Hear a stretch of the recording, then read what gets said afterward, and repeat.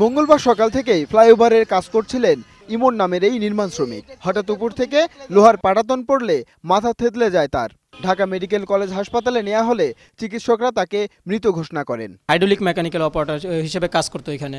উপরে লিফটিং বারে কাজ করতেছিল, সেই লিফটিং বার ছিঁড়ে ওই উপরে ওর মাথায় পড়ছে, সেই সহকারে আপনার ওই বেস প্লেট এবং ওই বার সহকারে। নিহত ইমনের বাবা কবির হোসেন এই ফ্লাইওভারেরই নির্মাণ শ্রমিক। একে দুর্ঘটনা মেনে নিয়ে মামলা না করার কথা জানিয়েছেন তিনি।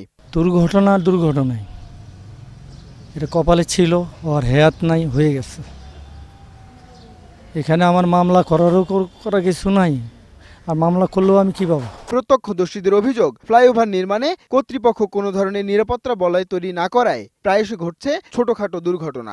এটা নিরাপত্তা তো কোনো নাই, দায়িত্ব নাই। যে একটা মানুষের উপরে পড়লো, মারা গেল, তার কি হবে? এভাবে খোলামেলা অবস্থায় কাজ না করে যেভাবে সেফটিভাবে কাজ করতে পারে, আমি সরকারের কাছে ওটাই দাবি করব। এই ব্যাপারে যোগাযোগ করা হলে ঘটনাস্থলে থাকা রমনা থানার এক এসআই জানান, প্রশাসন আইন অনুযায়ী ব্যবস্থা নেবে। ঘটনার পর বকবাজারের ওই এলাকায় বন্ধ রয়েছে ফ্লাইওভার নির্মাণ কাজ। এ ব্যাপারে কথা বলার জন্য যোগাযোগ করা হলেও ঠিকাদার প্রতিষ্ঠান তমা কনস্ট্রাকশনের কাউকে পাওয়া যায়নি। মান্নান মামুন, 21 টেলিভিশন, ঢাকা।